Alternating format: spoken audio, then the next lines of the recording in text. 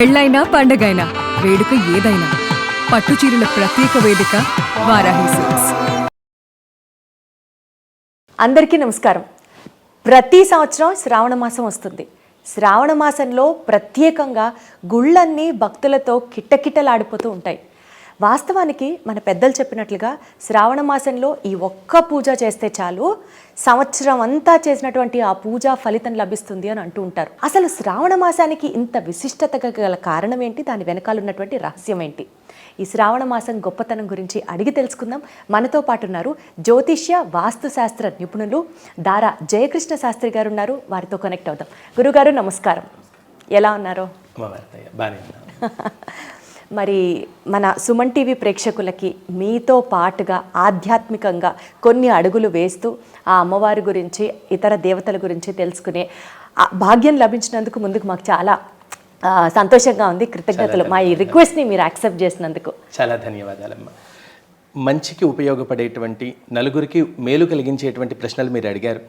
అవి చాలా మంచివి. నలుగురు వినడం వల్ల లేదా తెలుసుకోవడం వల్ల వాళ్ళలో ఉండేటువంటి జ్ఞానశక్తి పెరుగుతుంది కాబట్టి అంగీకరించడం జరిగింది. మా అదృష్టంగా భావిస్తూ ఫస్ట్ ఎపిసోడు శ్రావణ మాసం శుభానికి ప్రతీక అంటూ ఉంటారు. శ్రావణ మాసం యొక్క విశిష్టత తెలుసుకుందాం, మీరు చెప్తే వినాలనుంది. తప్పకుండా. మాసాలలో శ్రావణ మాసానికి గొప్పదైనటువంటి విశిష్టత ఉన్నదండి. ఈ శ్రావణ మాసము శ్రవణ నక్షత్రంతో కూడి ఉండేటువంటి పౌర్ణమిని శ్రావణ మాసంగా శాస్త్రం చెప్తూ ఉంటుంది. మనం చాంద్రమానులం కాబట్టి ఇటు చాంద్రమానము, సౌరమానము, బార్హస్పత్యమానము అనేటువంటి 3 విధానాలు మన భారతదేశంలో నడుస్తూ ఉన్నాయి. ఈ బార్హస్పత్యమానము అని అంటే బృహస్పతి రాశి ఏ రాశిలో ఉంటారో ఆ దానిని సంబంధించిన మాసంగా కొన్ని ప్రాంతాల్లో, అంటే మన వారణాసి, ప్రయాగ ఇటువంటి క్షేత్రాల్లో ఉంటాయి. దీన్ని బార్హస్పత్యమానం అని అంటారు. అలానే తమిళనాడు ప్రాంతంలో సౌరమానంగా చెప్తూ ఉంటారు. అంటే సూర్యుడు ఉండేటువంటి స్థితిగతులను బట్టి మనం చంద్రుడిని అనుసంధానం చేసుకుని పౌర్ణమిని ప్రధానంగా పెట్టుకుని పౌర్ణమి రోజున ఉండేటువంటి నక్షత్రాన్ని బట్టి మాసాన్ని నిర్ణయిస్తారు.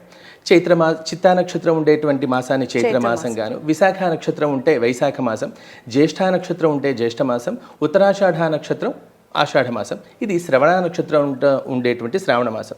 ఈ నక్షత్రానికి అధిపతి చంద్రుడు. ఇది అంటే 2 విధాల యోగదాయకమైన, యోగ్యవంతమైన, అర్చన ఆరాధనాత్మకమైనటువంటి మాసం. ఈ మాసంలో శివారాధన విశిష్టతగా ఉంటుంది. అలానే మహాలక్ష్మి అమ్మవారి ఆరాధన కూడా విశిష్టంగా ఉంటుంది. 3వది మంగళగౌరి అమ్మవారి ఆరాధన. ఈ 3 ఆరాధనలతో సమాహారంగా ఉండేటువంటి మాసం శ్రవణ నక్షత్ర ప్రోక్తమైనటువంటి శ్రావణ మాసం. ఈ శ్రావణ మాసంలో చేసేటువంటి ఎటువంటి పూజ అయినా, లేదా ఎటువంటి వ్రతమైనా, ఎటువంటి దానమైనా, లేదా ఎటువంటి అర్చన అయినా కూడా 1000 రెట్ల శుభమైన ఫలితాన్ని ఇస్తుంది అనేది ధర్మశాస్త్రం చెప్పేటువంటి మాట. ఏమంటే ఈ శ్రావణ మాసంలో అసలు ప్రారంభం నుంచి ఉండేటువంటి మంచి విషయాలు ఏమిటి అనేటువంటి మాటకి, శ్రావణ మాసంలో వచ్చే శుక్లపక్షంలో వచ్చే పంచమి తిథిని చక్కగాను నాగపంచమి లేదా గరుడ పంచమిగా అభివర్ణిస్తూ ఉంటారు. మన ప్రాంతంలో మన నాగుల చవితిని బాగా, కార్తీక శుద్ధ చవితి నాగుల చవితిని చేస్తాం. కానీ శ్రవణ నక్షత్ర ప్రోక్తంగా ఉండే శ్రావణ మాసంలో ఉండే పంచమిని నాగపంచమి అని పిలుస్తారు. అదే రోజున క్షీరసాగర మథనం జరిగినప్పుడు నాగులు అలానే గరుడు కూడాను పుట్టినరోజుగా చెప్తారు. వైనతేయ పంచమి అని కూడా అంటారు ఆ రోజుని. అంటే ఒకే రోజున వినతా కద్రువులు ఇద్దరూ కూడాను ప్రసవించి ఒకే రోజున సర్పాలను అలానే గరుత్మంతుడిని ప్రభవించిన రోజు కాబట్టి నాగపంచమి, గరుడ పంచమి అనేటువంటి పేరుతో ఆ రోజుని విశేషమైనటువంటి శ్రద్ధాశక్తులతో ఆరాధన చేస్తారు. ఇది ఒకటి. 2వది, ఈ నాగపంచమి, గరుడ పంచమి మొదట్లో వచ్చేటువంటి పండగలు అయితే శుక్లపక్షంలో వచ్చేటువంటి ఏకాదశి తిథిని చాలా విశిష్టంగా, ఆ రోజు గనక సోమవారంతో కలిస్తే గనక కోటి సోమవార వ్రతం అనేటువంటి ఒక వ్రతాన్ని విశిష్టంగా చేస్తారు. ఈ సంవత్సరం మనకు కలిసి వచ్చిందా? 7వ తారీఖు కలిసి వచ్చిందండి. వచ్చే నెల అంటే సెప్టెంబర్ 7వ తారీఖు ఆ బహుళపక్షంలో వచ్చే ఏకాదశి కలిసి వచ్చింది. తద్వారా ఆ ఏకాదశి సోమవారం కలిసి రావడం చాలా ప్రాముఖ్యతని కలిగిస్తుంది. ఇది ఒక పూర్వాంగం, అంటే ఒకవైపున నాణానికి ఒక పార్శ్వం అయితే వారణాసి మొదలైనటువంటి జ్యోతిర్లింగ క్షేత్రాల్లో శ్రావణ సోమవారాదుల్ని మహాశివరాత్రితో సమానంగా చేస్తారు. మనం కార్తీక మాసాన్ని ఈశ్వరాత్మకమైనటువంటి మాసంగా, ఈశ్వర ప్రేరణకి సంబంధించిన మాసంగా చేస్తే అటు ఉత్తరాది ప్రాంతం వాళ్ళు కానీ జ్యోతిర్లింగ క్షేత్రాలలో కానీ ఈ శ్రావణ సోమవారాదుల్ని చాలా గొప్పగా చేస్తారు. చాలా అద్భుతంగా చేస్తారు. ఆ రోజున చేసేటువంటి సోమవార వ్రతం చాలా ఇష్టార్థ సిద్ధిని కలుగజేస్తుంది. సంవత్సరంలో ఉండే అన్ని రోజుల్లో చేసేటువంటి సోమవారాల కన్నా శ్రావణ మాసంలో చేసేటువంటి సోమవారాలకి విభిన్నమైన శక్తి ఉంటుంది. ఇది చంద్ర సంబంధితమైన మాసం కాబట్టి ఆహ్లాదాన్ని, ఆరోగ్యాన్ని, ప్రశాంతతని కలుగజేయడంతో పాటు మానసిక, శారీరక సంబంధిత రుగ్మతల్ని కూడాను పోగొడుతుంది అనేది ధర్మశాస్త్రం అందుకని చెప్పేటువంటి ఇంత మాట. పవర్ఫుల్ ఉంటుంది శ్రావణ మాసం అని చెప్తారా? అవును. అలానే ఇదే శ్రావణ మాసంలో ఇంకొక విశిష్టమైనటువంటి స్థితి ఏమిటి అని అంటే, మనం వరలక్ష్మి వ్రతం సాధారణంగా 4 వారాల్లో తొలిగా చేసేవారు 2వ వారంలో పౌర్ణమికి ముందుగా వచ్చేటువంటి శుక్రవారం చేస్తే, 2వ వారం ఈ పౌర్ణమికి ముందుగా వచ్చే వారంగా చెప్తాము. అలా కాకుండా 1, 3, 4 వారాల్లో కూడాను సాధారణ గృహిణులు అందరూ కూడాను వరలక్ష్మి వ్రతాలు చేసుకుంటారు. అంటే 2వ శుక్రవారం కాకుండా మిగిలిన 3 శుక్రవారాలు కూడా వరలక్ష్మి వ్రతాన్ని చేసుకోవచ్చు.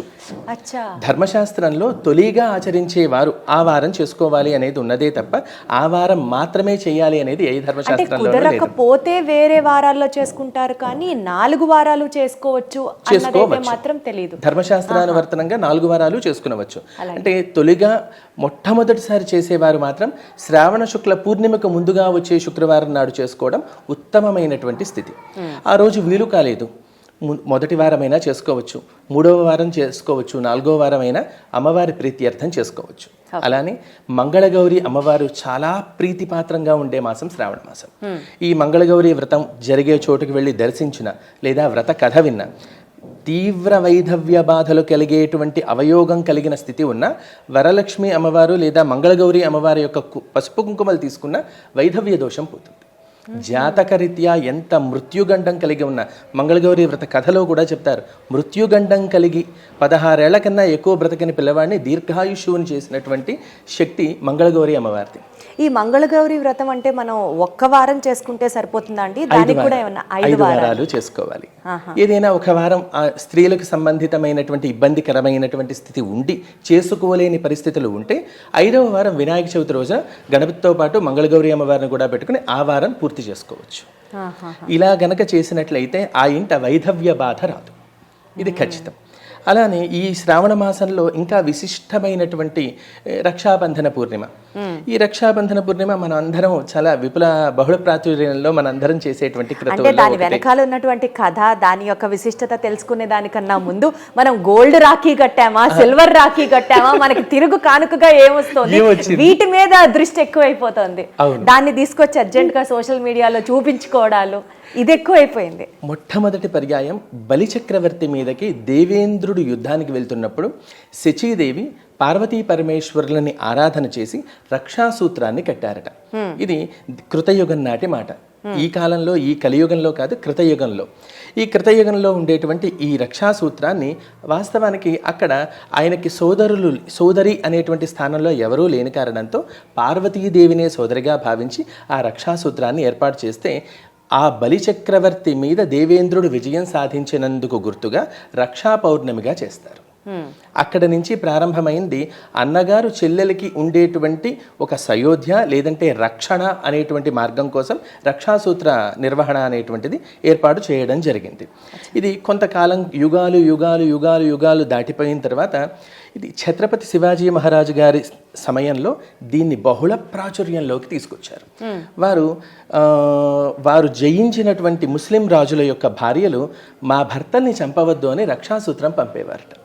ఆ రక్షాసూత్రం పంపిన కారణం చేత ఆ మహమ్మదీయ రాజుల్ని చంపకుండా, వధించకుండా, మీరు మీ భార్య నాకు చెల్లెలు కాబట్టి నేను మిమ్మల్ని వధించలేను, ఆమె పసుపు కుంకాలు నాకు ముఖ్యం కాబట్టి అని వారిని సంస్కరించి వారి రాజ్యానికి ప్రతినిధిగా వారినే పెట్టి ఈయన ఛత్రపతి సామ్రాజ్యాన్ని విస్తరింపచేశారు. ఆ కాలం నుంచి ఈ రక్షాసూత్ర నిర్వహణ లేదా రక్షాబంధనం అనేటువంటిది అన్నా చెల్లెళ్ళకి సంబంధించిన విధి విధానాదుల్లో యోగ్యవంతమైన స్థితిగతుల్లో సాగి ఉన్నది. ఇన్ని విషయాలు మాకు అసలు తెలియదు రక్షాబంధన్కి సంబంధించి, మరీ ముఖ్యంగా. కాబట్టి ఎన్ని శుభదినాలు ఉన్నాయి కాబట్టి విశిష్టత ఉంది శ్రావణ మాసానికి అని చెప్తున్నారు. కొంతమంది చెప్తారండి, ఈ శ్రావణ మాసంలో మరీ ముఖ్యంగా ప్రకృతి పరంగా కావచ్చు, వర్షాలు పరంగా కావచ్చు, చంద్రుడి యొక్క స్థితిగతుల వల్లైనా కావచ్చు, మనుషుల మీద బోలెడంత ప్రభావం ఉంటుంది, మరీ ముఖ్యంగా శ్రావణ మాసంలో అంటారు. దానికి శ్రావణ మాసానికి ఏమైనా సంబంధం ఉందా? ఖచ్చితంగా అండి. ఈ ఆషాఢ మాసం తాపాన్ని ఎక్కువగా పెంచేటువంటి మాసం. ఈ మాసం దాటిన తర్వాత వచ్చే శ్రావణ మాసం పుష్కలమైన వానలు ఉంటాయి. ఈ పుష్కలంగా ఉండేటువంటి ఈ వానల కారణం చేత అంటువ్యాధులు ప్రబలించే అవకాశాలు బాగా ఎక్కువగా ఉంటాయి. ఆ కారణం చేత అమ్మవారి ఆరాధన, చంద్ర సంబంధిత ఆరాధన వల్ల ఈ అంటువ్యాధులు ప్రబలకుండా కలరా కావచ్చు, మసూచి కావచ్చు, ఇలాంటి వ్యాధులు శ్రావణ మాసంలో ఎక్కువగా ప్రబలే అవకాశం ఉంటుంది.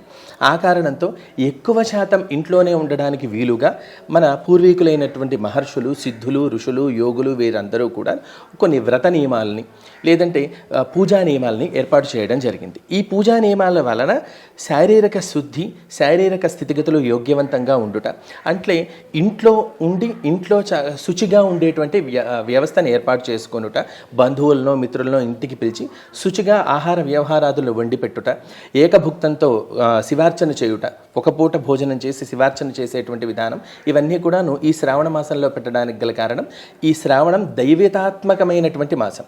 మీరు చెప్పినట్టుగా ఈ చంద్ర సంబంధితమైనటువంటి మాసం అయి ఉన్న కారణంతో వర్షాలు బాగా ఎక్కువగా పడతాయి. ఈ వర్షాల వలన వచ్చేటువంటి ఉపద్రవాల నుంచి బయటపడడానికి కూడా ఈ నియమాలనే ఎక్కువగా అంటే మరీ ముఖ్యంగా ఎక్కడో చెప్పాను, చంద్రుడు మన మనసు సరిగ్గా లేకపోతే అంటే చికాకుగా ఉన్న, అతిగా ఆలోచించిన, గుండె దడగా ఉన్న, ఇవన్నీ చంద్రుడికి సంబంధించినటువంటి కొన్ని వాళ్ళ జాతకరీత్యా కావచ్చు, లేకపోతే అంటే చంద్రుడికి మనిషి యొక్క మనసుకి సంబంధం ఉంది అని విన్నాను. మనఃకారకుడే చంద్రుడు. వాస్తవం, మీరు చెప్పింది 100% వాస్తవం. మనఃకారకుడైనటువంటి చంద్రుని యొక్క అనుగ్రహం వలన ప్రశాంతత కలుగుతుంది. కొంతమంది ఎక్కడ ఉన్నా చాలా ప్రశాంతంగా ఉండగలుగుతారు.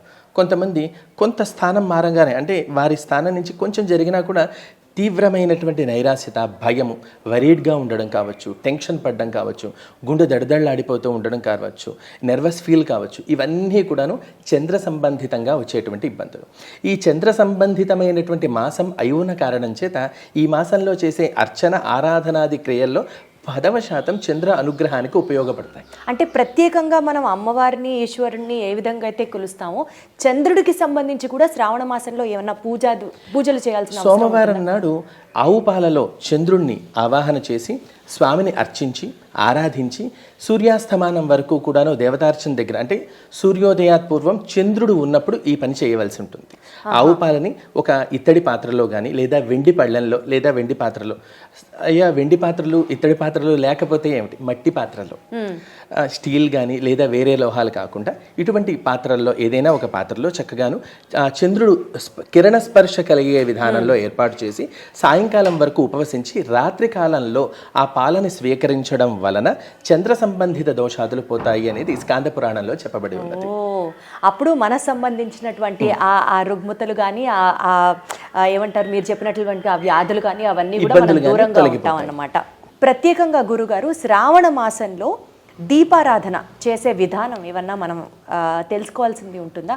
ఈ మాసంలో చేసేటటువంటి దీపారాధనకి ఇంకా చాలా విశిష్టత ఉంది అని చెప్తూ ఉంటారు, దాని గురించి కూడా వివరించగలరు? శ్రావణ మాసంలో చేసేటువంటి దీపారాధన అనేది చాలా ఉత్కృష్ట స్థితిని కలుగజేస్తుంది. శ్రావణ మాసంలో చేసే దీపం అనేటువంటిది పంచదీపం చాలా యోగ్యవంతం అని అంటారు. 5 ఒత్తులు వేసి 5 జ్యోతులుగా మనం, అంటే ఇది శాస్త్రంలో ఎలా చెప్పబడింది అనే దానికన్నా లోకానికి కావాల్సింది ఏమిటి అని అంటే దీపం తూర్పుకు పెట్టాలా, పడమరకి పెట్టాలా, ఉత్తర దక్షిణాలకు పెడితే ఏమన్నా చేట. వాస్తవానికి మనకి ఏ ప్రమిదలోనైనా లేదా ఏ దీపంలోనైనా 5 ఒత్తులు వేయడం శ్రేయస్కరం. 5 ఒత్తులు వేయడం శ్రేయస్కరం అయిన తదుపరి చేయవలసినటువంటి పని లేదంటే 3 ఒత్తులు. సాధ్యం త్రివర్తి సంయుక్తం. ఆద్యం అంటే ఆవునేతితో పాటు లేదా తైలంతో పాటు 3 ఒత్తులు వేసి వెలిగించుట అనేది ద్వితీయ పక్షంగా చెప్పబడుతూ ఉంటుంది. అధమం ద్విజ్యోతి అని అంటారు, అంటే అధమ పక్షంగా కనీసం 2 జ్యోతులు పెట్టైనా వెలిగించుకునవచ్చు. చరాచర జగత్తులో ఉండేటువంటి ఆ పరమాత్ముడిని అన్ని చోట్ల చూడడమే దీపారాధనలోని ప్రాముఖ్యత. దీపం అనేది అగ్ని సాక్షాత్కార స్థితి. రెండోది చరాచర జగత్తులో ఉండేటువంటి జ్యోతి స్వరూపుడైనటువంటి పరమాత్ముడిని అక్కడికి ఆవాహన చేసి ఆయన లేదా ఆవిడ అమ్మవారు అందులో ఉన్నారు అనే భావనతో చేయడమే దీపారాధనలోని ప్రాముఖ్యత. ఇది తూర్పుకు వేసినా, పడమరకి వేసినా, ఉత్తర దక్షిణాలు ఏ ఎక్కడైనా దేవుడే కదా. పరమాత్ముడే. అమ్మ అక్కడికి వచ్చి కూర్చుంటుంది. కాకపోతే ఆ అమ్మ ఏమండి తూర్పు వైపుకి ఫోటో పెట్టాలా, పడమర వైపుకి ఫోటో పెట్టాలా అన్నట్లే ఎక్కడ ఉన్నా ఆ తల్లి మనల్నే చూస్తూ ఉంటుంది. మనం శ్రద్ధాళువులమై దీపారాధన చేస్తే ఆ దీపానికి ఎంతో గొప్పదైనటువంటి ఫలితం దక్కుతుంది. సో శ్రావణ మాసంలో ఈ శ్లోకం చదువుకుంటే ఇంకా బాధలన్నీ నివృత్తి అయిపోతాయి అన్నట్లుగా ఏమన్నా చెప్తారా? మహాలక్ష్మి ఆరాధన, మహాలక్ష్మి అమ్మవారికి సంబంధించిన లక్ష్మీం క్షీరసముద్రరాజతనయాం అనేటువంటి శ్లోకం. ఆ శ్లోకం వలన శ్రేయస్సు కలుగుతుంది, మానసిక ప్రశాంతతలు కలుగుతాయి, ధనధాన్య వృద్ధి కలుగుతుంది. లక్ష్మీదేవిని మనం అందరం చూసేటువంటి విధానం ఏమిటి అంటే గ్రామ్యంగా ధనాధిపత్యం. అంతే. లక్ష్మి అనగా ఆ ఒక్క పదానికి 1000 నామాలు, అంటే 1000 పద అర్థాలు ఉన్నాయి. లక్ష్మి అనంటే కీర్తి, లక్ష్మి అనంటే ప్రశాంతత. మంచి నిద్ర పట్టడానికి కూడా లక్ష్మీదేవి అనుగ్రహం కావాలి. తిన్నది అరగడానికి, ఆ తిండి రావడానికి కూడా లక్ష్మీదేవి అనుగ్రహమే కావాలి. చాలా బాగా చెప్తున్నారు. అట్లే అతి ముఖ్యమైనటువంటిది సస్యవృద్ధి. సస్యవృద్ధి అంటే పాడి పంటలు మంచిగా ఉండుట, రైతులు చక్కగా ఉండుట. ఆ పాడి పంటలు సవ్యంగా ఉండాలన్నా లక్ష్మీదేవి యొక్క అనుగ్రహం కావాలి. సౌభాగ్యంగా ఉండాలన్నా, ధనప్రాప్తి కావాలన్నా, ఎలా ఉంటుంది అని అంటే మంచి సంతానం కావాలన్నా లక్ష్మీ కటాక్షం కావాలి. ఉన్న ఆభరణం కావచ్చు, ఆ ఆభరణాన్ని మెడలో ధరించాలన్నా ఆ తల్లి యోగం కావాలి. కీర్తి అనేటువంటి పేరుతో ఆవిడే లక్ష్మీ స్వరూపంగా ఉంటారు. ధృతి అనేటువంటి పేరుతో ఆవిడే ఉంటారు. ద్యుతి అనేటువంటి పేరు, ద్యుతి అని అంటే అదేదో ఇంగ్లీష్ పరిభాషలో అంటే ఫేస్ గ్లోయింగ్ ఆరా అంటున్నారు ఏదో. మంచి కళ ఉన్నది ముఖంలో అని అంటారు. దానికి లక్ష్మీ అనుగ్రహం కావాలి. ఒక దైవీకమైన శక్తి లక్ష్మి. ఈ లక్ష్మి అనేటువంటి ఒకే ఒక్క పదంలో జనసామాన్యం డబ్బుగా భావన చేస్తారు.